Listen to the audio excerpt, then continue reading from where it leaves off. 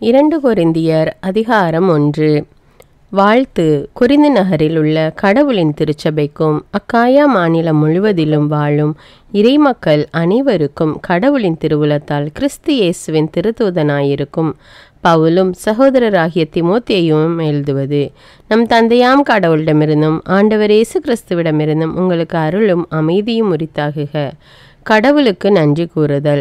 நம் ஆண்டவர் இயேசு கிறிஸ்துவின் தந்தை இரக்கம் நிறைந்த கடவுள். அவரே ஆறுதல் அனைத்துக்கும் ஊற்று. அவரை போற்றுவோம். கடவுள் எங்களுடைய இன்னல்கள் அனைத்திலும் எங்களுக்கு ஆறுதல் அளிக்கிறார். நாங்களே கடவுளிடமிருந்து ஆறுதல் பெற்றுள்ளதால் பல்வேறு இன்னல்களில் உழலும் மற்ற மக்களுக்கும் ஆறுதல் அளிக்க எங்களால் முடிகிறது. கிறிஸ்து நமக்காக மிகுதியாக துன்புற்றார். அதுபோல அவர் வழியாக நாம் மிகுதியான ஆறுதலும் பெறுகிறோம். ஆகவே நாங்கள் துன்புறுகிறோம் என்றால் அது உங்கள் ஆறுதலுக்காகவும் மீட்புக்காகவும் தான். நாங்கள் ஆறுதல் பெறுகிறோம் என்றால் அது உங்கள் ஆறுதலுக்காகவே. நாங்கள் துன்பங்களை பொறுத்து கொள்வதைப் போல நீங்களும் உங்கள் துன்பங்களை தளரா மனதுடன் பொறுத்து கொள்வதற்கு இந்த ஆறுதல் ஆற்றல் அளிக்கிறது. நீங்கள் எங்கள் துன்பத்தில் பங்கெடுத்ததைப் போல் எங்களுடைய ஆறுதலிலும் பங்கு பெறுவீர்கள் என்பது எங்களுக்கு தெரியும். நீங்கள் இவ்வாறு செய்வீர்கள் என உறுதியாக எதிர்நோக்கி இருக்கிறோம். சகோதர சகோதரிகளே, ஆசியாவில் எங்களுக்கு நேரிட்ட இன்னல்களை பற்றி நீங்கள் அறிந்திருக்க வேண்டுமென நாங்கள் விரும்புகிறோம். அவை எங்களை அளவுக்கு மிஞ்சி வாட்டின, எங்களால் தாங்க முடியாத சுமையாக மாறின. இனி பிழைப்போம் என்னும் நம்பிக்கையே இல்லாமல் போயிற்று. எங்களுக்கு மரண தண்டனையே விதிக்கப்பட்டது போன்ற உணர்வு ஏற்பட்டது. நாங்கள் எங்களை அல்ல, இறந்தோரை உயிர்த்தெழ செய்யும் கடவுளையே நம்பி இருக்க வேண்டும் என்பதற்காகவே இவ்வாறு நிகழ்ந்தது. அவரேதான் இத்துணை கொடிய சாவிலிருந்து எங்களை விடுவித்தார். இன்னும் எங்களை விடுவிப்பார். நீங்களும் உங்கள் மன்றாட்டு மூலமாக எங்களுக்கு உதவினால் இனிமேலும் எங்களை விடுவிப்பார் என்று எதிர்பார்க்கிறோம். இவ்வாறு பலர் எங்களுக்காக மன்றாடி இந்த அருளுக்காக எங்கள் சார்பில் கடவுளுக்கு நன்றி செலுத்துவர். பவுலின் பயண திட்டத்தை மாற்றியது குறித்து விளக்கம். மக்களிடையே, குறிப்பாக உங்களிடையே மனித ஞானத்தின்படி நடவாமல் கடவுளின் அருளை சார்ந்து அவர் தரும் நேர்மையோடும் நாணயத்தோடும் நடந்து வந்தோம் என எங்கள் மனசான்று உறுதியாக சொல்லுகிறது. இதுவே எங்களுக்கு பெருமை. நாங்கள் உங்களுக்கு எழுதும் திருமுகங்களில் நீங்கள் வாசித்து புரிந்து கொள்ள முடியாதது எதுவும் இல்லை. இப்போது நீங்கள் எங்களை ஓரளவுக்கு தான் புரிந்து கொண்டிருக்கிறீர்கள். ஆனால் நம் ஆண்டவர் இயேசு வரும் நாளில் நீங்கள் எங்களை முழுமையாக புரிந்து கொள்வீர்கள் என்னும் எதிர்நோக்குடன் இருக்கிறோம். அப்போது நாங்கள் உங்களை குறித்து பெருமை கொள்வது போன்று நீங்களும் எங்களை குறித்து பெருமை கொள்வீர்கள். இந்த உறுதியான நம்பிக்கை இருந்ததால் தான் நான் முதலில் உங்களிடம் வர திட்டமிட்டேன். அப்போது நீங்களும் என்னை இருமுறை சந்திக்கும் பேச்சை பெற்றிருப்பீர்கள். மாசிதோனியாவுக்கு போகும் வழியிலும் அங்கிருந்து திரும்பி வரும் வழியிலும் நான் உங்களை சந்தித்திருப்பேன். நீங்களும் என்னை யூதேயாவுக்கு வழி அனுப்பி வைத்திருப்பீர்கள். இப்படி திட்டமிட்ட பிறகு நான் பொறுப்பற்ற முறையில் அதை மாற்றிவிட்டேன் என நினைக்கிறீர்களா? அல்லது உள்நோக்கத்தோடு திட்டமிடுகிறேன் என்று நினைக்கிறீர்களா? ஒரே நேரத்தில் ஆம் என்றும் இல்லை என்றும் சொல்பவன் நான் என்று நினைக்கிறீர்களா? நான் ஒரே நேரத்தில் ஆம் என்றும் இல்லை என்றும் உங்களிடம் பேசுவதில்லை. கடவுள் உண்மையுள்ளவராயிருப்பது போல் நான் சொல்வதும் உண்மையே. நானும் செல்வானும் தீமோத்தேயுவும் உங்களிடையே இருந்தபோது நாங்கள் அறிவித்த இறைமகன் இயேசு கிறிஸ்து ஒரே நேரத்தில் ஆம் என்றும் இல்லை என்றும் பேசுபவர் அல்ல. மாறாக அவர் ஆம் என உண்மையையே பேசுபவர். அவர் சொல்லும் ஆம் வழியாக கடவுள் அருளும் எல்லா வாக்குறுதிகளும் நிறைவேறுகின்றன. அதனால்தான் நாம் கடவுளை போற்றி புகழும்போது அவர் வழியாக ஆமேன் என சொல்லுகிறோம். கடவுளே எங்களை உங்களோடு சேர்த்துள்ளார். இவ்வாறு கிறிஸ்துவோடு நமக்கு இருக்கும் உறவை அவர் உறுதிப்படுத்துகிறார். அவரே நமக்கு அருள் பொழிவு செய்துள்ளார். அவரே நம் மீட்பை உறுதிப்படுத்தும் அடையாளமாக தூய ஆவியை நம் உள்ளத்தில் பொழிந்து நம் மீது தம் முத்திரையை பதித்தார். என் உயிரின் மேல் ஆணையாக சொல்கிறேன், உங்களை வருத்தத்துக்கு உள்ளாக்காமல் இருக்கவே இதுவரை நான் கொரிந்துக்கு வரவில்லை. கடவுளே இதற்கு சாட்சி. நீங்கள் எதை நம்ப வேண்டும் என நாங்கள் உங்களை கட்டாயப்படுத்துவதில்லை. நீங்கள் கொண்டுள்ள நம்பிக்கையில் நிலையாய்த்தான் இருக்கிறீர்கள். உங்கள் மகிழ்ச்சிக்காக உங்களோடு ஒத்துழைக்கிறோம். 2 கொரிந்தியர் அதிகாரம் 2. நான் மீண்டும் உங்களிடம் வந்து உங்களுக்கு மன வருத்தத்தை கொடுக்க விரும்பவில்லை. நான் உங்களுக்கு மன வருத்தத்தை கொடுத்தால் எனக்கு மகிழ்ச்சியூட்ட யார் இருக்கிறார்? என்னால் மன வருத்தத்துக்கு உட்பட்ட நீங்கள் தானே எனக்கு மகிழ்ச்சியூட்ட வேண்டும். நான் வரும்போது எனக்கு மகிழ்ச்சி தர வேண்டிய உங்களாலே எனக்கு மன வருத்தம் வரக்கூடாது என்பதற்காகவே அத்திருமுகத்தை உங்களுக்கு எழுதினேன். நான் மகிழ்ச்சி அடைந்தால் நீங்கள் எல்லோரும் மகிழ்ச்சி அடைவீர்கள். இதுவே உங்கள் அனைவரையும் பற்றிய என் உறுதியான நம்பிக்கை. நான் மிகுந்த வேதனையோடும் மனக்கவலையோடும் கலங்கிய கண்களோடும் அதை உங்களுக்கு எழுதினேன். உங்களுக்கு மன வருத்தம் தர வேண்டும் என்பதற்காக அல்ல, மாறாக நான் உங்கள் மேல் கொண்டுள்ள மிகுந்த அன்பை நீங்கள் உணர வேண்டும் என்பதற்காகவே அவ்வாறு எழுதினேன். மன வருத்தம் உண்டாக்கினவனுக்கு மன்னிப்பு. ஒருவன் எனக்கு மன வருத்தம் தந்தால் அது எனக்கு மட்டுமல்ல, ஓரளவுக்கு உங்கள் அனைவருக்குமே தான் என்றே சொல்ல வேண்டும். அவன் செய்ததை மிகைப்படுத்த நான் விரும்பவில்லை. அந்த ஆளுக்கு உங்களுள் பெரும்பான்மையோர் கொடுத்த தண்டனையே போதும். எனவே இப்பொழுது நீங்கள் அவனை மன்னித்து ஏற்றுக்கொள்வதுதான் நல்லது. அவன் மன வருத்தத்தில் மூழ்கிவிடாமல் இருக்கும் வண்ணம் அவனுக்கு ஆறுதல் அளியுங்கள். நீங்கள் அவன் மீது அன்பு கொண்டிருக்கிறீர்கள் என்பதை உறுதிப்படுத்துமாறு நான் உங்களிடம் கேட்டுக்கொள்கிறேன். நீங்கள் எப்போதும் எனக்கு கீழ்ப்படுகிறீர்களா என சோதித்து அறியவே அத்திருமுகத்தை நான் எழுதினேன். நீங்கள் ஒருவனை மன்னித்தால் நானும் அவனை மன்னிக்கிறேன். நான் மன்னிக்க வேண்டியது ஏதாவது இருந்தால் அதை உங்கள் பொருட்டு கிறிஸ்துவின் முன்னிலையில் மன்னித்து விட்டேன். இவ்வாறு சாத்தான் நம்மை வஞ்சிக்க இடம் கொடுக்க மாட்டோம். அவனது சதி திட்டம் நமக்கு தெரியாதது அல்ல. துரோவாவில் பவுல் அமைதியின்றி தவித்தல். துரோவா என்னும் நகருக்கு கிறிஸ்துவின் நற்செய்தி அறிவிக்க வந்த பொழுது அங்கே ஆண்டவர் எனக்கு பணியாற்ற நல்ல வாய்ப்பை தந்தார். ஆனால் அங்கே என் தம்பி தீத்துவை காணாததால் என் மனம் அமைதியின்றி தவித்தது. எனவே அம்மக்களிடம் விடைபெற்று கொண்டு அங்கிருந்து மாசிதோனியாவுக்கு புறப்பட்டேன். கிறிஸ்துவால் கிடைக்கும் வெற்றி நிறைந்த வாழ்வு. கிறிஸ்துவோடு இணைந்து வாழும் எங்களை கடவுள் கிறிஸ்துவின் வெற்றி பவனியில் பங்கு கொள்ள செய்து எங்கள் வழியாய் தம்மை பற்றி யாவரும் அறிய செய்கிறார். இவ்வறிவு நறுமணம் போல் எங்கும் பரவுகிறது. இவ்வாறு செய்யும் கடவுளுக்கே நன்றி உரித்தாகுக. மீட்பு பெறுவோரிடையேயும் அழிவுறுவோரிடையேயும் நாங்கள் கடவுள் பாலிலும் கிறிஸ்துவின் நறுமணமாய் இருக்கிறோம். அழிவுறுவோருக்கு அது சாவை விளைவிக்கும் நச்சு புகையாகும். மீட்பு பெறுவோருக்கு அது வாழ்வளிக்கும் நறுமணமாகும். அப்படியெனில் இத்தகைய பணியை யார்தான் செய்ய இயலும்? நாங்கள் கடவுளின் வார்த்தையை மலிவு சரக்காக கருதும் பலரை போன்றவர்கள் அல்ல. மாறாக கிறிஸ்துவோடு இணைந்துள்ள நாங்கள் கடவுளால் அனுப்பப்பட்டவர்கள் என்னும் முறையில் அவர் முன்னிலையில் நேர்மையோடு பேசுபவர்கள். 2 கொரிந்தியர் அதிகாரம் 3. புதிய உடன்படிக்கையின் பணியாளர். மீண்டும் நாங்கள் எங்களை பற்றி நற்சான்று அளிக்க தொடங்குகிறோமா? சிலரைப் போல நற்சான்று கடிதங்களை உங்களுக்கு காட்டவோ அல்லது உங்களிடமிருந்து பெறவோ எங்களுக்கு தேவை உண்டா? யாவரும் வாசித்து அறிந்து கொள்ளும் முறையில் எங்கள் இதயத்தில் எழுதப்பட்ட நற்சான்று கடிதம் நீங்களே. எங்கள் பணியின் வாயிலாக கிறிஸ்து எழுதிய கடிதம் நீங்களே என்பது வெளிப்படை. அது மையினால் எழுதப்பட்டது அல்ல, மாறாக வாழும் கடவுளின் ஆவியால் எழுதப்பட்டது. கற்பலகையில் அல்ல, மாறாக மனித இதயமாகிய பலகையில் எழுதப்பட்டது. கிறிஸ்துவின் வழியாய் நாங்கள் கடவுள் மேல் வைத்துள்ள உறுதியான நம்பிக்கையால் தான் இவ்வாறு சொல்லுகிறோம். நாங்களே செய்ததாக எதன் மேலும் உரிமை பாராட்டி கொள்ள எங்களுக்கு தகுதி இல்லை. எங்கள் தகுதி கடவுளிடமிருந்தே வருகிறது. அவரே புதிய உடன்படிக்கையின் பணியாளராகும் தகுதியை எங்களுக்கு தந்தார். அவ்வுடன்படிக்கை எழுதப்பட்ட சட்டத்தை சார்ந்ததல்ல, தூய ஆவியையே சார்ந்தது. ஏனெனில் எழுதப்பட்ட சட்டத்தால் விளைவது சாவு, தூய ஆவியால் விளைவது வாழ்வு. கற்களில் பொறிக்கப்பட்ட அச்சட்டம் சார்ந்த திருப்பணி சாவை விளைவிப்பதாயிருந்தும் அது மாட்சியுடன் அருளப்பட்டது. விரைவில் மறைய வேண்டியதாயிருந்த அம்மாட்சி மோசேயின் முகத்தில் இஸ்ரேல் மக்கள் பார்க்க முடியாத அளவுக்கு ஒளி வீசியது. அதுவே அப்படியிருந்தது என்றால் தூய ஆவி சார்ந்த திருப்பணி எத்தனை மாட்சி பொருந்தியதாயிருக்கும். தண்டனை தீர்ப்பு அளிக்கும் திருப்பணியே இத்துணை மாட்சி பொருந்தியதாயிருந்தது என்றால் விடுதலை தீர்ப்பு அளிக்கும் திருப்பணி எத்தனை மாட்சி நிறைந்ததாயிருக்கும். அன்றைய மாட்சியை ஒப்புயர்வற்ற இன்றைய மாட்சியோடு ஒப்பிட்டால் அது மாட்சியே அல்ல. மறையப்போவது மாட்சி உடையதாயிருந்தால் நிலையாக இருப்பது எத்தனை மாட்சி மிகுந்ததாயிருக்கும். இவ்வாறு நாங்கள் எதிர்நோக்கி இருப்பதால் தான் மிகுந்த துணிச்சலோடு செயல்படுகிறோம். மறைந்து போகும் ஆட்சியை இஸ்ரேல் மக்கள் காணாதவாறு தம் முகத்தை முக்காடிட்டு மறைத்து கொண்ட மோசேயை போல் நாங்கள் செய்வது இல்லை. அவர்களின் உள்ளம் மழுங்கி போயிற்று. இன்று வரை அந்த பழைய உடன்படிக்கை நூல்களை அவர்கள் வாசிக்கும் போது அதே முக்காடு இன்னும் அகற்றப்படாமல் இருக்கிறது.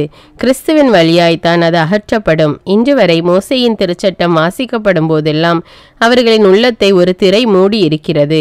ஆனால் ஆண்டவர் பால் திரும்பினால் அந்த திரை அகற்றப்படும். இங்கே ஆண்டவர் என்பது தூய ஆவியாரை குறிக்கிறது. ஆண்டவரின் ஆவியார் இருக்கும் இடத்தில் விடுதலை உண்டு. இப்போது நாம் அனைவரும் முக்காடு இல்லா முகத்தினராய் ஆண்டவரின் மாட்சியை பிரதிபலிக்கிறோம். இவ்வாறு மென்மேலும் ஆட்சி பெற்று அவர் சாயலாக மாற்றமடைகிறோம். இவையெல்லாம் ஆவியாம் ஆண்டவரின் செயலே. 2 கொரிந்தியர் அதிகாரம் 4. மண்பாண்டத்தில் செல்வம். கடவுளின் இரக்கத்தால் நாங்கள் இத்திருப்பணியை பெற்றிருக்கிறோம். ஆகையால் மனந்தளராமல் இருக்கிறோம். மக்கள் மறைவாக செய்யும் வெட்கக்கேடான செயல்களை நாங்கள் தவிர்த்துவிட்டோம். எங்கள் நடத்தையில் சூழ்ச்சி என்பதே இல்லை. கடவுளுடைய வார்த்தையை நாங்கள் திரித்து கூறுவதில்லை, மாறாக உண்மையை வெளிப்படையாக எடுத்துரைக்கிறோம். இவ்வாறு கடவுளின் முன்னிலையில் நல்ல மனசான்று கொண்ட அனைவருக்கும் நாங்கள் எங்களை பற்றி நற்சான்று அளிக்கிறோம். நாங்கள் அறிவிக்கும் நற்செய்தி அழிவுறுவோருக்கே அன்றி வேறு எவருக்கும் மறைக்கப்பட்டிருக்கவில்லை. இவ்வுலகின் தெய்வம் நம்பிக்கை கொண்டிராதோரின் அறிவு கண்களை குருடாக்கிவிட்டது. எனவே அவர்கள் கடவுளின் சாயலாய் விளங்கும் கிறிஸ்துவின் மாட்சி பொருந்திய நற்செய்தி ஒளியை காண முடிவதில்லை. நாங்கள் எங்களை பற்றி அல்ல, இயேசு கிறிஸ்துவை பற்றியே அறிவிக்கிறோம். அவரே ஆண்டவர் என பறைசாற்றி வருகிறோம். நாங்கள் இயேசுவின் பொருட்டு வந்த உங்கள் பணியாளர்களே, இருளிலிருந்து ஒளி தோன்றுக என்று சொன்ன கடவுளே எங்கள் உள்ளங்களில் அவரது ஒளியை வீச செய்தார். அது கிறிஸ்துவின் திருமுகத்தில் வீசும் கடவுளின் மாட்சியாகிய அறிவொளியே. இந்த செல்வத்தை மண்பாண்டங்கள் போன்ற நாங்கள் கொண்டிருக்கிறோம். இந்த ஈடு இணையற்ற வல்லமை எங்களிடமிருந்து வரவில்லை, அது கடவுளுக்கே உரியது என்பது இதிலிருந்து விளங்குகிறது. நாங்கள் எல்லா சூழ்நிலைகளிலும் இன்னலுற்றாலும் மனமுடைந்து போவதில்லை, குழப்பமுற்றாலும் நம்பிக்கை இழப்பதில்லை, துன்புறுத்தப்பட்டாலும் கைவிடப்படுவதில்லை, வீழ்த்தப்பட்டாலும் அழிந்து போவதில்லை. இயேசுவின் வாழ்வே எங்கள் உடலில் வெளிப்படுமாறு நாங்கள் எங்கு சென்றாலும் அவருடைய சாவுக்குரிய துன்பங்களை எங்கள் உடலில் சுமந்து செல்கிறோம். இயேசுவின் வாழ்வு சாவுக்குரிய எங்கள் உடலில் வெளிப்படுமாறு உயிரோடு இருக்கும்போதே நாங்கள் அவரை முன்னிட்டு எந்நேரமும் சாவின் வாயிலில் நின்று கொண்டிருக்கிறோம். சாவின் ஆற்றல் எங்களிலும் வாழ்வின் ஆற்றல் உங்களிலும் வெளிப்படுகிறது. நான் கடவுள் மீது நம்பிக்கையோடு இருந்தேன், ஆகவே பேசினேன் என்று மறைநூலில் எழுதியுள்ளது. அதற்கொப்ப நம்பிக்கை மனப்பான்மை கொண்டுள்ள நாங்களும் நம்புகிறோம், ஆகவே பேசுகிறோம். ஆண்டவர் இயேசுவை உயிர்த்தெழ செய்த கடவுளே எங்களையும் அவரோடு உயிர்த்தெழ செய்து அவர் திருமுன் நிறுத்துவார். உங்களையும் அவ்வாறே நிறுத்துவார் என்பது எங்களுக்கு தெரியும். இவை அனைத்தும் உங்கள் நன்மைக்கே நிகழ்கின்றன. இறையருள் பெறுவோரின் தொகை பெருக பெருக அவர்கள் கடவுளுக்கு செலுத்தும் நன்றியும் பெருகும். இதனால் கடவுள் போற்றி புகழப்படுவார். நம்பிக்கையோடு வாழ்தல். எங்கள் உடல் அழிந்து கொண்டிருந்தாலும் எங்கள் உள்ளார்ந்த இயல்பு நாளுக்கு நாள் புதுப்பிக்க பெற்று வருகிறது. எனவே நாங்கள் மனம் தளருவதில்லை. நாம் அடையும் இன்னல்கள் மிக எளிதில் தாங்கக்கூடியவை. அவை சிறிது காலம்தான் நீடிக்கும், ஆனால் அவை ஈடு இணையற்ற மாட்சியை விளைவிக்கின்றன. அம்மாட்சி என்றென்றும் நிலைத்திருக்கும். நாங்கள் காண்பவற்றை அல்ல, நாங்கள் காணாதவற்றை நோக்கியே வாழ்கிறோம். காண்பவை நிலையற்றவை, காணாதவை என்றென்றும் நிலைத்திருப்பவை. 2 கொரிந்தியர் அதிகாரம் 5. நாம் இவ்வுலகில் குடியிருக்கும் உடலாகிய கூடாரம் அழிந்து போனாலும் கடவுளிடமிருந்து கிடைக்கும் வீடு ஒன்று விண்ணுலகில் நமக்கு உண்டு. அது மனித கையால் கட்டப்படாதது, நிலையானது என்பது நமக்கு தெரியும் அல்லவா? இக்கூடாரத்தில் குடியிருக்கும் நாம் விண்ணுலகு சார்ந்த நம் வீட்டை பெற்றுக்கொள்ள ஏங்கி பெருமூச்சு விடுகிறோம். அதை பெற்றுக்கொண்டால் நாம் உறைவிடமற்றவர்களாய் இருக்க மாட்டோம். இவ்வுலக கூடாரத்தில் குடியிருக்கும் நாம் இந்நிலையை தாங்க இயலாமல் பெருமூச்சு விடுகிறோம். இக்கூடாரத்தை விட்டு விலக வேண்டும் என்பதல்ல, மாறாக விண்ணக வீட்டை பெற்றுக்கொள்ள வேண்டும் என்பதே நம் விருப்பம். வாழ்வுக்குரியது சாவுக்குரியதை தனக்குட்படுத்தும். இந்நிலை அடைவதற்கென்றே கடவுள் நம்மை தயாரித்து மீட்பை உறுதிப்படுத்தும் அடையாளமாக அவருடைய தூய ஆவியை நமக்கு வழங்கினார். ஆகவே நாங்கள் எப்போதும் துணிவுடன் இருக்கிறோம். இவ்வுடலில் குடியிருக்கும் வரையில் நாம் ஆண்டவரிடமிருந்து அகன்றிருக்கிறோம் என்பது நமக்கு தெரியும். நாம் காண்பவற்றின் அடிப்படையில் அல்ல, நம்பிக்கையின் அடிப்படையிலேயே வாழ்கிறோம். நாம் துணிவுடன் இருக்கிறோம். இவ்வுடலை விட்டகன்று ஆண்டவரோடு குடியிருக்கவே விரும்புகிறோம். எனவே நாம் இவ்வுடலில் குடியிருந்தாலும் அதிலிருந்து குடிபெயர்ந்தாலும் அவருக்கு உகந்தவராய் இருப்பதே நம் நோக்கம். ஏனெனில் நாம் அனைவருமே கிறிஸ்துவின் நடுவர் இருக்கை முன்பாக நின்றாக வேண்டும். அப்போது உடலோடு வாழ்ந்தபோது நாம் செய்த நன்மை தீமைக்கு கைமாறு பெற்றுக்கொள்ளுமாறு ஒவ்வொருவரின் செயல்களும் வெளிப்படும். ஆண்டவருக்கு அஞ்சி உழைக்கும் நாங்கள் மக்களை ஈர்க்க பார்க்கிறோம். எங்கள் செயல்கள் கடவுளுக்கு வெளிப்படை, அவை உங்கள் மனசான்றுக்கும் வெளிப்படையாய் இருக்கும் என எதிர்பார்க்கிறேன். மீண்டும் நாங்கள் எங்களை பற்றி நற்சான்று கூறவில்லை, மாறாக எங்களை குறித்து நீங்கள் பெருமைப்பட உங்களுக்கு வாய்ப்பு அளிக்கிறோம். அப்போது உள்ளத்தை பாராமல் வெளி தோற்றத்தை மட்டும் வைத்து பெருமை பாராட்டுவோருக்கு நீங்கள் மறுப்பு கூற இயலும். நாங்கள் மதிமயங்கியவர்கள் போல் இருக்கிறோம் என்றால் அது கடவுளுக்காகவே. அறிவு தெளிவோடு இருக்கிறோம் என்றால் அது உங்களுக்காகவே. கிறிஸ்துவின் பேரன்பே எங்களை ஆட்கொள்கிறது. ஏனெனில் ஒருவர் அனைவருக்காகவும் இறந்தார், அனைவரும் அவரோடு இறந்தனர். இது நமக்கு தெரியும். வாழ்வோர் இனி தங்களுக்கென வாழாமல் தங்களுக்காக இறந்து உயிர் பெற்றெழுந்தவருக்காக வாழ வேண்டும் என்பதற்காகவே அவர் அனைவருக்காகவும் இறந்தார். ஆகவே இனிமேல் நாங்கள் எவரையும் மனித முறைப்படி மதிப்பிடுவதில்லை. முன்பு நாங்கள் கிறிஸ்துவையும் மனித முறைப்படிதான் மதிப்பிட்டோம். ஆனால் இப்போது அவ்வாறு செய்வதில்லை. எனவே ஒருவர் கிறிஸ்துவோடு இணைந்திருக்கும் போது அவர் புதிதாக படைக்கப்பட்டவராய் இருக்கிறார். பழையன கழிந்து புதியன புகுந்தன அன்றோ? இவையாவும் கடவுளின் செயலே. அவரே கிறிஸ்துவின் வாயிலாக நம்மை தம்மோடு ஒப்புரவாக்கினார். ஒப்புரவாக்கும் திருப்பணியையும் நமக்கு தந்துள்ளார். உலகினரின் குற்றங்களை பொருட்படுத்தாமல் கடவுள் கிறிஸ்துவின் வாயிலாக அவர்களை தம்மோடு ஒப்புரவாக்கினார். அந்த ஒப்புரவு செய்தியை எங்களிடம் ஒப்படைத்தார். எனவே நாங்கள் கிறிஸ்துவின் தூதுவர்களாய் இருக்கிறோம். கடவுளே எங்கள் வாயிலாக வேண்டுகோள் விடுக்கிறார். ஆகவே கடவுளோடு ஒப்புரவாகுங்கள் என்று கிறிஸ்துவின் சார்பில் நாங்கள் மன்றாடுகிறோம். நாம் கிறிஸ்து வழியாக தமக்கு ஏற்புடையவராகுமாறு கடவுள் பாவமறியாத அவரை பாவநிலை ஏற்க செய்தார். 2 கொரிந்தியர் அதிகாரம் 6. நீங்கள் கடவுளிடமிருந்து பெற்றுக்கொண்ட அருளை வீணாக்க வேண்டாம் என அவரோடு இணைந்து உழைக்கும் நாங்கள் கேட்டுக்கொள்கிறோம். தகுந்த வேளையில் நான் உமக்கு பதில் அளித்தேன், விடுதலை நாளில் உனக்கு துணையாயிருந்தேன் என கடவுள் கூறுகிறார். இதுவே தகுந்த காலம், இன்றைய மீட்பு நாள். எவரும் குறை கூறா வண்ணம் எங்கள் திருப்பணியை ஆற்ற விரும்புகிறோம். எனவே நாங்கள் எவருக்கு இடையூறாக இருப்பதில்லை. மாறாக அனைத்து சூழ்நிலைகளிலும் நாங்கள் கடவுளின் பணியாளர்கள் என்பதை எங்கள் நடத்தையால் காட்டுகிறோம். வேதனை, இடர், நெருக்கடி ஆகியவற்றை மிகுந்த மன உறுதியோடு தாங்கி வருகிறோம். நாங்கள் அடிக்கப்பட்டோம், சிறையில் அடைக்கப்பட்டோம், குழப்பங்களில் சிக்கினோம், பாடுபட்டு உழைத்தோம், கண் விழித்திருந்தோம், பட்டினி கிடந்தோம். தூய்மை, அறிவு, பொறுமை, நன்மை, தூய ஆவியின் கொடைகள், வெளிவேடமற்ற அன்பு ஆகியவற்றை கொண்டிருக்கிறோம். உண்மையையே பேசி வருகிறோம். கடவுளின் வல்லமையை பெற்றிருக்கிறோம். நேர்மையே எங்கள் படைக்கலம். அதை வலக்கையிலும் இடக்கையிலும் நாங்கள் தாங்கியுள்ளோம். போற்றுவார் போற்றலும் தூற்றுவார் தூற்றலும் எங்களுக்கு ஒரு பொருட்டல்ல. புகழுவார் புகழலும் இகழுவார் இகழலும் எங்களை பாதிப்பதில்லை. ஏமாற்றுவோர் என அவர்களுக்கு தோன்றினாலும் நாங்கள் உண்மையான பணியாளர்கள். அறிமுகமில்லாதோர் என தோன்றினாலும் எல்லோரும் எங்களை அறிவர். செத்து கொண்டிருப்பவர்கள் என தோன்றினாலும் நாங்கள் வாழ்ந்து கொண்டு இருக்கிறோம். கொடுமையாக தண்டிக்கப்பட்டோர் என தோன்றினாலும் நாங்கள் கொல்லப்படவில்லை. துயருற்றோர் என தோன்றினாலும் நாங்கள் எப்போதும் மகிழ்ச்சியாக இருக்கிறோம். ஏழையர் என தோன்றினாலும் நாங்கள் பலரை செல்வராக்குகிறோம். எதுவும் இல்லாதவர் என தோன்றினாலும் நாங்கள் எல்லாவற்றையும் பெற்றிருக்கிறோம். கொரிந்தியரே, நாங்கள் உங்களிடம் மனம் விட்டு பேசுகிறோம். எங்கள் இதயத்தில் ஒளிவு மறைவு என்பதே இல்லை. நீங்கள் உங்கள் இதய கதவை அடைத்து வைத்திருக்கிறீர்கள். எங்கள் இதய கதவு எப்போதும் திறந்தே இருக்கிறது. பிள்ளைகளுக்கு சொல்வதை போல் சொல்லுகிறேன். எங்களைப் போலவே நீங்களும் உங்கள் இதய கதவுகளை திறந்து வையுங்கள். தூய வாழ்விற்கான அழைப்பு. நம்பிக்கை கொண்டிராதவரோடு உங்களை பிணைத்து கொள்ள வேண்டாம். இறைவனுக்கு ஏற்புடைய நெறிக்கு நெறிகேட்டோடு என்ன உறவு? ஒளிக்கு இருளோடு என்ன பங்கு? கிறிஸ்துவுக்கும் சாத்தானுக்கும் என்ன உடன்பாடு?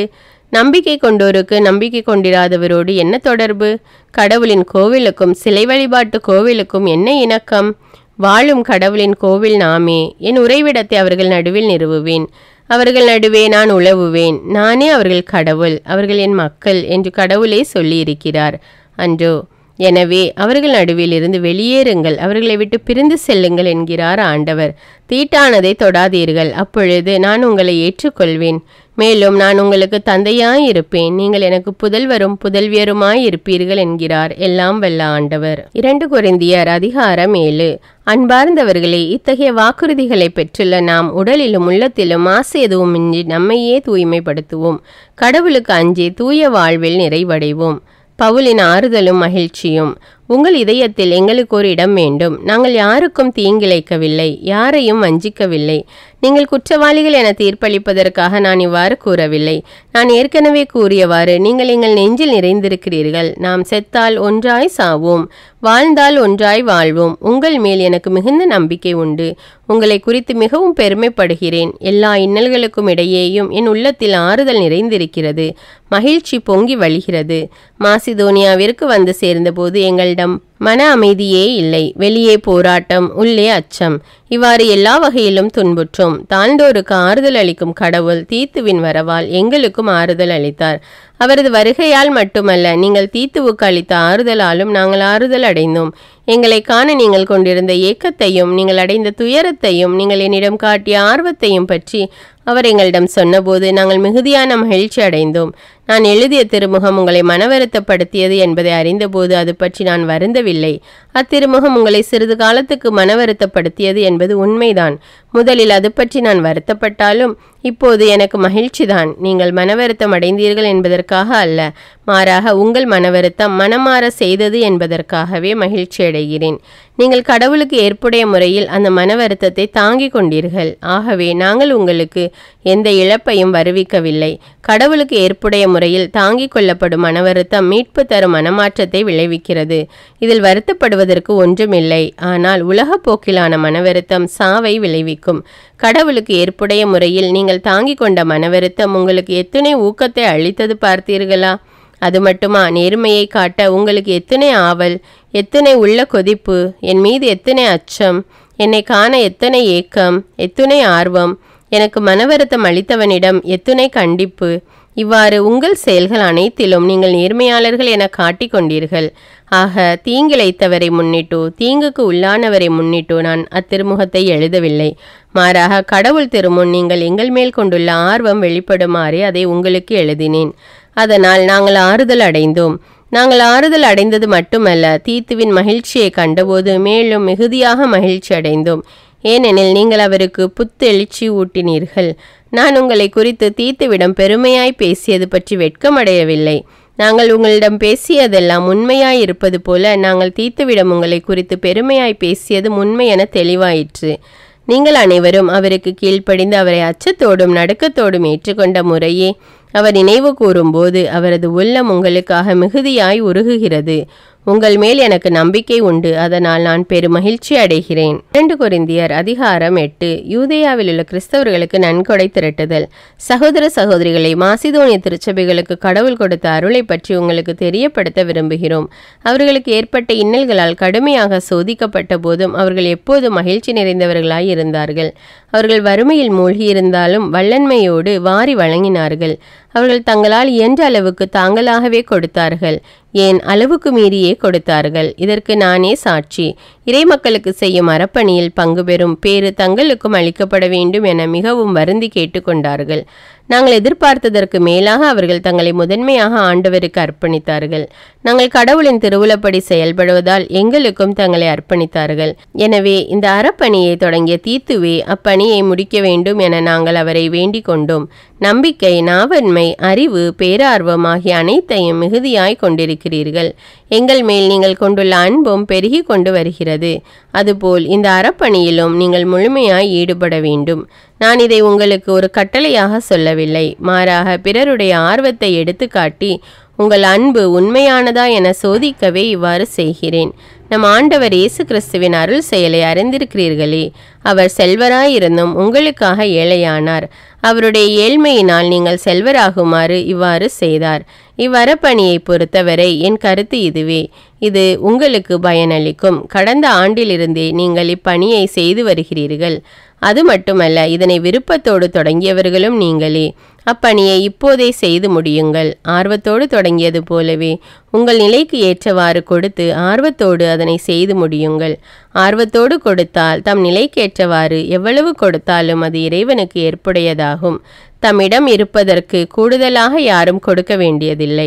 மற்றவர்களின் சுமையை தணிப்பதற்காக நீங்கள் துன்புற வேண்டும் என்று நாங்கள் சொல்லவில்லை. மாறாக எல்லோரும் சமநிலையில் இருக்க வேண்டும் என்றே சொல்கிறோம். இப்பொழுது உங்களிடம் மிகுதியாய் இருக்கிறது, அவர்களுடைய குறையை நீக்குங்கள். அவ்வாறே அவர்களிடம் மிகுதியாக இருக்கும்போது உங்கள் குறையை நீக்குவார்கள். இவ்வாறு உங்களுடைய சமநிலை ஏற்படும். மிகுதியாக சேகரித்தவருக்கு எதுவும் மிஞ்சவில்லை, குறைவாக சேகரித்தவருக்கும் எதுவும் குறைவுபடவில்லை என்று மறைநூலில் எழுதியுள்ளது அன்றோ? தீத்துவும் அவருடைய உடன் உழைப்பாளர்களும் எங்களுக்கு உங்கள் பேரில் உள்ள அதே ஆர்வத்தை தீத்துவின் உள்ளத்திலும் தூண்டி எழுப்பிய கடவுளுக்கு நன்றி உரித்தாகுக. நாங்கள் விடுத்த வேண்டுகோளை முன்னிட்டு மட்டுமல்ல, அவரே மிகுந்த ஆர்வம் கொண்டிருப்பதால் அவராகவே உங்களிடம் புறப்பட்டு வருகிறார். அவரோடு மற்றொரு சகோதரரையும் அனுப்புகிறோம். அவர் நற்செய்தி அறிவித்து எல்லா திருச்சபைகளிலும் புகழ் பெற்று விளங்குபவர். அது மட்டுமல்ல, நாங்கள் செய்யும் அறப்பணி பயணத்தில் வழித்துணைவராக திருச்சபையினரால் தேர்ந்தெடுக்கப்பட்டவரும் அவரே. ஆண்டவரின் மாட்சி இளங்கவும் எங்கள் ஆர்வம் விளங்கவுமே நாங்கள் இவ்வறப்பணியை மேற்கொண்டுள்ளோம். இந்த பெருந்தொகையை கையாளும் முறை பற்றி எங்கள் மீது எவரும் குறை கூறாவண்ணம் கவனமாயிருக்கிறோம். ஆண்டவர் முன்னிலையில் மட்டுமல்ல, மனிதர் முன்னிலையிலும் கண்ணியத்தை கடைபிடிப்பதே எங்கள் நோக்கம். அவர்களோடு வேறொரு சகோதரரையும் அனுப்பி வைக்கிறோம். இவரது ஆர்வத்தை பலவற்றில் பல வேளைகள் நாங்கள் சோதித்து அறிந்திருக்கிறோம். அவர் உங்களிடம் உறுதியான நம்பிக்கை மிக கொண்டிருப்பதால் இன்னும் மிகுதியாக ஆர்வம் காட்டுகிறார். தீத்துவை பற்றி கூற வேண்டுமென்றால் அவர் என் பணியில் பங்காளியும் உடன் உழைப்பாளரும் ஆவார். மற்ற சகோதரர்கள் திருச்சபைகளால் அனுப்பப்பட்ட தூதர்கள், கிறிஸ்துவை போற்றி புகழும் முறையில் வாழ்பவர்கள். ஆகவே அவர்களுக்கு உங்கள் அன்பை காட்டி, நாங்கள் உங்களை குறித்து அவர்களிடம் பெருமையாய் பேசியது சரியே என்று எல்லா திருச்சபைகளுக்கும் எடுத்து காட்டுங்கள். 2 கொரிந்தியர் அதிகாரம் 9. இறைமக்களுக்கு செய்யும் அறப்பணி. இறைமக்களுக்கு செய்யும் அறப்பணியை குறித்து உங்களுக்கு நான் தொடர்ந்து எழுத தேவையில்லை. உங்களுக்கு உள்ள ஆர்வம் எனக்கு தெரிந்ததே. அதை குறித்து மாசிதோனிய மக்களிடம் பெருமையோடு பேசியிருக்கிறேன். அக்காயா மாநில மக்கள் கடந்த ஆண்டிலிருந்து அதற்கான ஏற்பாடுகளை செய்து வருகிறார்கள் எனவும் சொல்லியிருக்கிறேன். இந்த உங்கள் ஆர்வம் பலரை தூண்டிவிட்டிருக்கிறது. எனவே இந்த அறப்பணியை பொறுத்தவரையில் உங்களை குறித்து பெருமையாக பேசியது பொருளற்ற பேச்சல்ல என்பதை தெளிவுபடுத்தவும், நான் சொன்னதற்கேற்ப நீங்கள் பொருளுதவி செய்ய தக்க ஏற்பாட்டுடன் இருக்கவுமே இந்த 3 சகோதரர்களையும் அனுப்புகிறேன். என்னோடு வரும் மாசிதோனியர் நீங்கள் பொருளுதவிக்கான ஏற்பாடுகளை செய்யவில்லை என்று கண்டால் நாங்கள் வெட்கமுற வேண்டியிருக்கும், நீங்களும் வெட்கமுற வேண்டியிருக்கும் என சொல்ல வேண்டியதில்லை. உங்கள் மீது நான் எத்தனை திட நம்பிக்கை கொண்டிருக்கிறேன் அல்லவா? இந்த சகோதரர்கள் எனக்கு முன்னால் உங்களிடம் வந்து நீங்கள் வாக்களித்த நன்கொடையை திரட்டி வைக்க முன்னேற்பாடு செய்தால் நான் அங்கு வரும்போது அது தயார் நிலையில் இருக்கும். அது கட்டாயப்படுத்தி திரட்டப்பட்டதாக அன்றி நீங்களாகவே கொடுத்த நன்கொடையாகவும் இருக்கும். குறைவாக விதைப்பவர் குறைவாக அறுவடை செய்வார், நிறைவாக விதைப்பவர் நிறைவாக அறுவடை செய்வார். இதை தெரிந்து கொள்ளுங்கள். ஒவ்வொருவரும் தம்முள் தீர்மானித்தபடியே கொடுக்கட்டும். மன வருத்தத்தோடோ கட்டாயத்தினாலோ கொடுக்க வேண்டாம். முகமலர்ச்சியோடு கொடுப்பவரே கடவுளின் அன்புக்கு உரியவர். கடவுள் உங்களை எல்லா நலன்களாலும் நிரப்ப வல்லவர். எந்த சூழ்நிலையிலும் எப்போதும் தேவையானதெல்லாம் உங்களுக்கு தருவார். அனைத்து நற்செயல்களையும் செய்வதற்கு தேவையானதெல்லாம் உங்களுக்கு மிகுதியாகவே தருவார். ஒருவர் ஏழைகளுக்கு வாரி வாரி வழங்கும் போது அவரது நீதி என்றென்றும் நிலைத்திருக்கும் என்று மறைநூலில் எழுதியுள்ளது அல்லவா? விதைப்பவருக்கு விதையையும் உண்பதற்கு உணவையும் வழங்குபவர் விதைப்பதற்கு வேண்டிய விதைகளை வழங்கி அவை முளைத்து வளர செய்து அரசியல்களாகிய விளைச்சலை மிகுதியாக தருவார். நீங்கள் எல்லா வகையிலும் செல்வர்களாகி வல்லன்மை மிகுந்தவர்களாய் விளங்குவீர்கள். இவ்வாறு எங்கள் பணி வழியாய் பலர் கடவுளுக்கு நன்றி செலுத்துவர். நீங்கள் திருத்தொண்டாக ஏற்றுக்கொண்ட இப்பணி இறைமக்களின் தேவையை நிறைவு செய்வது மட்டுமன்றி பலர் கடவுளுக்கு செலுத்தும் நன்றியின் நிறைவாக அமையும். இவ்வாறு நீங்கள் ஏற்று அறிக்கையிடும் கிறிஸ்துவின் நற்செய்திக்கு நீங்கள் காட்டும் கீழ்ப்படிதல் புலப்படும். அவர்களுக்கும் மற்றெல்லோருக்கும் நீங்கள் செய்த உங்கள் பொருளுதவியால் உங்கள் வல்லன்மை வெளிப்படும். இவ்வாறு அவர்கள் இந்த அறப்பணியின் விளைவாக கடவுளை போற்றி புகழ்வார்கள். கடவுள் உங்கள் மீது அளவற்ற அருள் பொழிந்துள்ளதால் அவர்கள் உங்களோடு நெருங்கிய ஈடுபாடு கொண்டு உங்களுக்காக இறைவனிடம் வேண்டுவர். கடவுளின் சொல்லொன்னா கொடைக்காக அவருக்கே நன்றி உரித்தாகுக. 2 கொரிந்தியர் அதிகாரம் 10. பணி பற்றிய குற்றச்சாட்டுக்கு மறுமொழி. உங்களை நேரில் காணும்போது தாழ்ந்து போகிறேன், ஆனால் தொலையில் இருக்கும்போது துணிவுடன் செயல்படுகிறேன் என்றா நினைக்கிறீர்கள்? கிறிஸ்துவின் பணிவோடும் கனிவோடும் பவுலாகிய நான் உங்களிடம் கேட்டுக்கொள்வது, நான் உங்களோடு இருக்கும்போது என் துணிச்சலை காட்ட தேவையில்லாதவாறு பார்த்து கொள்ளுங்கள். என் துணிச்சலை காட்ட முடியும் என்னும் நம்பிக்கை எனக்கு உண்டு. நாங்கள் உலக போக்கில் நடப்பதாக கருதும் சிலரிடம் அந்த துணிச்சலை காட்ட உறுதி கொண்டுள்ளேன். நாங்கள் உலகில்தான் வாழ்கிறோம், எனினும் எங்கள் போராட்டம் உலகை சார்ந்தது அல்ல. எங்கள் போராட்டத்தில் நாங்கள் பயன்படுத்தும் கருவிகள் உலகு சார்ந்தவை அல்ல, மாறாக அவை கடவுளின் வல்லமையால் அரண்களை தகர்த்தெறியக்கூடியவை. அவற்றை கொண்டு குதர்க்க வாதங்களையும் கடவுளை பற்றிய அறிவுக்கு எதிராக தலை தூக்கும் அனைத்து மேட்டிமையையும் தகர்த்தெறிகிறோம். மனித எண்ணங்கள் அனைத்தும் கிறிஸ்துவின் கட்டுப்பாட்டுக்குள் வருமாறு கட்டாயப்படுத்துகிறோம். நீங்கள் முழுமையாக கீழ்ப்படிந்த பிறகு கீழ்ப்படியாதவர்கள் யாவருக்கும் தக்க தண்டனை கொடுக்க நாங்கள் தயாராயிருக்கிறோம். கண் திறந்து பாருங்கள். தாம் கிறிஸ்துவுக்கு சொந்தம் என உரிமை கொண்டாடும் எவரும் சற்று சிந்தித்து பார்க்கட்டும். அவர் கிறிஸ்துவுக்கு சொந்தமாயிருப்பது போன்று நாங்களும் கிறிஸ்துவுக்கு சொந்தமே. எங்களுடைய அதிகாரத்தை உங்கள் அழிவுக்காக அல்ல, உங்கள் வளர்ச்சிக்காகவே ஆண்டவர் தந்திருக்கிறார். அதிகாரத்தை பற்றி நான் சற்று அதிகமாகவே பெருமை பாராட்டினாலும் அதில் வெட்கப்பட ஒன்றுமில்லை. திருமுகத்தின் வாயிலாக மட்டும் உங்களை அச்சுறுத்துகிறேன் என நான் நினைக்கவில்லை. அவருடைய திருமுகங்கள் கடுமையானவை, ஆற்றல் மிக்கவை. ஆனால் அவர் நேரில் வந்தால் பார்க்க சகிக்காது, பேச்சும் எடுபடாது என்கிறார்கள்.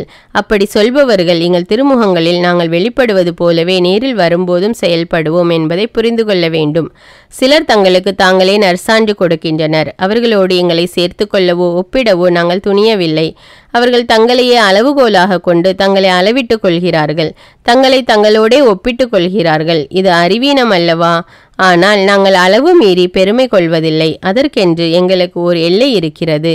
அது கடவுளே வரையறுத்த எல்லை. அந்த எல்லைக்கு உட்பட்டே உங்கள் நகர் வரை நாங்கள் வராமல் இருந்திருந்தால் அளவு மீறி பெருமை கொண்டவர்கள் ஆவோம். ஆனால் கிறிஸ்துவின் நற்செய்தி அறிவிக்க உங்கள் நகருக்கு முதல் வந்தவர்கள் நாங்களே. மற்றவர்களின் உழைப்பை காட்டி நாங்கள் பெருமை பாராட்டினால் அது அளவு மீறி செயல்படுவதாகும்.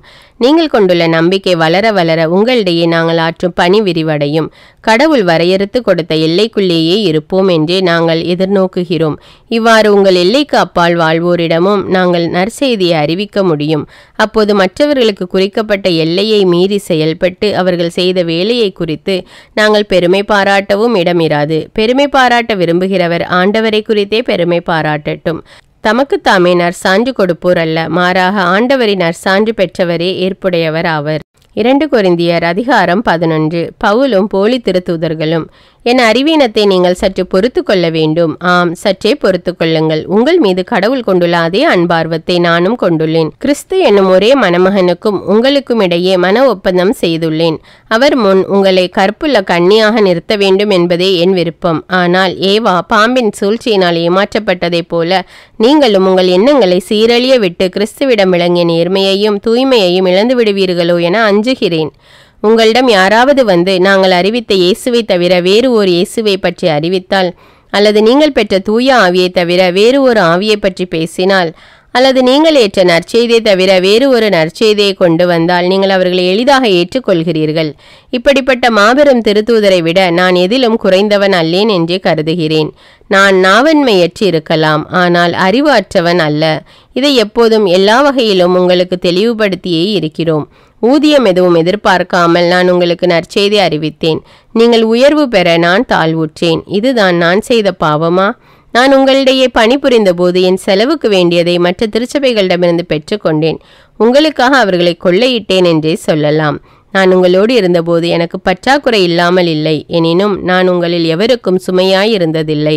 மாசிதோனியாவிலிருந்து வந்த அன்பர்கள் என் பற்றாக்குறையை போக்கினார்கள். நான் எதிலும் உங்களுக்கு சுமையாய் இருந்ததில்லை, இனி இருக்கவும் மாட்டேன். கிறிஸ்துவின் உண்மையே என்னுள்ளும் இருப்பதால் நான் பெருமைப்படுவதை அக்காயா பகுதியிலுள்ள யாரும் தடுக்க முடியாது. ஏன் இப்படி சொல்கிறேன்? உங்களிடம் எனக்கு அன்பே இல்லை என்பதாலா? நான் உங்கள் மீது அன்பு கொண்டவன் என்பது கடவுளுக்கு தெரியும். எங்களை போன்று பணியாற்றுவதாக காட்டி தம் பணியில் பெருமையடைய சிலர் வாய்ப்பு தேடுகின்றனர். அந்த வாய்ப்பு அவர்களுக்கு கிடைக்காதிருக்க நான் இப்போது செய்து வருவதையே தொடர்ந்து செய்வேன். ஏனெனில் இத்தகையோர் போலி திருத்தூதர், வஞ்சக வேலையாள்கள், கிறிஸ்துவின் திருத்தூதராக நடிப்பவர்கள். இதில் வியப்பு என்ன? சாத்தான் கூட ஒளியை சார்ந்த தூதனாக நடிக்கிறானே. ஆகவே அவனுடைய தொண்டர்கள் கடவுளுக்கு ஏற்புடையவர்களாக நடிப்பதில் வியப்பு ஒன்றுமில்லை. அவர்களது முடிவு அவர்களுடைய செயலுக்கு ஏற்பவே அமையும். பவுலின் துன்பங்கள். நான் மீண்டும் சொல்கிறேன், நான் ஒரு அறிவியலி என எவரும் எண்ண வேண்டாம். அவ்வாறு எண்ணினால் என்னை அறிவியலியாகவே வைத்து கொள்ளுங்கள். அப்படியானால் நானும் சற்று பெருமை அடித்து கொள்ளலாமே. நான் இவ்வாறு பெருமையாய் பேசுவது ஆண்டவரின் தூண்டுதலால் அல்ல, மாறாக நான் ஓர் அறிவியலியாய் இருப்பதால் தான். பலர் உலகு சார்ந்த முறையில் பெருமை அடித்துக் கொள்வதால் நானும் அவ்வாறே செய்கிறேன். நீங்கள் அறிவு கூர்மையுள்ளவர்கள் அல்லவா? அறிவியலிகளை மனமுவந்து பொறுத்து கொள்பவர்கள் ஆயிற்றே. யாராவது உங்களை அடிமைப்படுத்தினாலும் சுரண்டினாலும் உங்களுக்கு கண்ணி வைத்தாலும் உங்களிடம் இருமாப்போடு நடந்து கொண்டாலும் உங்களை கன்னத்தில் அறைந்தாலும் நீங்கள் பொறுத்து கொள்கிறீர்கள். இப்படியெல்லாம் செய்ய நாங்கள் வலுவற்றவர்களே. இது அவமானத்திற்குரிய ஒன்றுதான். அவர்கள் எதில் பெருமை பாராட்ட துணிகிறார்களோ அதில் நானும் பெருமை பாராட்ட துணிந்து நிற்கிறேன். இப்போதும் ஒரு அறிவியலியை போன்றே பேசுகிறேன். அவர்கள் எபிரேயரா? நானும் தான். அவர்கள் இஸ்ரேலரா? நானும் தான். அவர்கள் அப்ரஹாமின் வழிமரபினரா? நானும் தான். அவர்கள் கிறிஸ்துவின் பணியாளர்களா? நான் அவர்களை விட சிறந்த பணியாளனே. இங்கும் நான் ஒரு மதியீனனாகவே பேசுகிறேன். நான் அவர்களை விட அதிகமாய் பாடுபட்டு உழைத்தேன். பன்முறை சிறையில் அடைப்பட்டேன். கொடுமையாய் அடிபட்டேன். பன்முறை சாவின் வாயிலில் நின்றேன். 5 முறை யூதர்கள் என்னை சாட்டையால் 1 குறைய 40 அடி அடித்தார்கள். 3 முறை தடியால் அடிபட்டேன். 1 முறை கல்லெறிப்பட்டேன். 3 முறை கப்பல் சிதைவில் சிக்கினேன். ஓர் இரவும் பகலும் ஆழ்கடலில் அல்லலுற்றேன். பயணங்கள் பல செய்தேன். அவற்றில் ஆறுகளாலும் இடர்கள், கல்வராலும் இடர்கள், என் சொந்த மக்களாலும் இடர்கள், பிற மக்களாலும் இடர்கள், நாட்டிலும் இடர்கள், காட்டிலும் இடர்கள், கடலிலும் இடர்கள், போலி திருத்தூதர்களாலும் இடர்கள், இப்படி எத்தனையோ இடர்களுக்கு ஆளானேன். பாடுபட்டு உழைத்தேன். பன்முறை கண் விழித்தேன். பசி தாகமுற்றேன். பட்டினி கிடந்தேன். குளிரில் வாடினேன். ஆடையின்றி இருந்தேன். இவை தவிர எல்லா திருச்சபைகளையும் பற்றிய கவலை எனக்கு அன்றாட சுமையாயிருந்தது. யாராவது வலுவற்றிருந்தால் நானும் அவரை போல் ஆவதில்லையா? யாராவது பாவத்தில் விழ நேர்ந்தால் என் உள்ளம் கொதிப்பதில்லையா? நான் பெருமை பாராட்ட வேண்டுமென்றால் என் வலுவின்மையை பற்றியேதான் நான் பெருமை பாராட்ட வேண்டும். நான் சொல்வது பொய் அல்ல. இதை ஆண்டவர் இயேசுவின் தந்தையாம் கடவுளே அறிவார். அவர் என்றென்றும் போற்ற பெறுக. நான் தமஸ்கு நகரில் இருந்தபோது அரசர் அரேத்தாவின் கீழ் இருந்த ஆளுநர் என்னை பிடிக்க நகர வாயிலில் காவல் வைத்தார். ஆனால் நான் நகர மதிலில் இருந்த பலகனி வழியாக கூடையில் வைத்து இறக்கப்பட்டு அவர் கைக்கு தப்பினேன். 2 கொரிந்தியர் அதிகாரம் 12. காட்சிகளும் வெளிப்பாடுகளும். பெருமை பாராட்டுதல் பயனற்றது. ஆயினும் பெருமை பாராட்ட வேண்டி இருப்பதால் ஆண்டவர் அருளிய காட்சிகளையும் வெளிப்பாடுகளையும் குறித்து பேசப் போகிறேன். கிறிஸ்துவின் அடியான் ஒருவனை எனக்கு தெரியும். அவன் 14 ஆண்டுகளுக்கு முன்பு ஒரு முறை 3ஆம் வானம் வரை எடுத்து செல்லப்பட்டான். அவன் உடலோடு அங்கு சென்றானா, உடலின்றி அங்கு சென்றானா, யான் அறியேன். கடவுளே அதை அறிவார். ஆனால் அம்மனிதன் பேரின்ப வீட்டுக்கு எடுத்து செல்லப்பட்டான் என்பது எனக்கு தெரியும். நான் மீண்டும் சொல்கிறேன், அவன் உடலோடு அங்கு சென்றானா அல்லது உடலின்றி அங்கு சென்றானா, யான் அறியேன். கடவுளே அதை அறிவார். அவன் அங்கே மனிதரால் உச்சரிக்கவும் சொல்லவும் முடியாத வார்த்தைகளை சொல்ல கேட்டான். இந்த ஆளை பற்றியே நான் பெருமை பாராட்டுவேன். என் வலுவின்மையே எனக்கு பெருமை. அப்படி நான் பெருமை பாராட்ட விரும்பினாலும் அது அறிவீனமாய் இராது. நான் பேசுவது உண்மையாகவே இருக்கும். ஆயினும் என்னிடம் காண்பதையும் கேட்பதையும் விட உயர்வாக யாரும் என்னை கருதாதபடி நான் பெருமை பாராட்டாது விடுகிறேன்.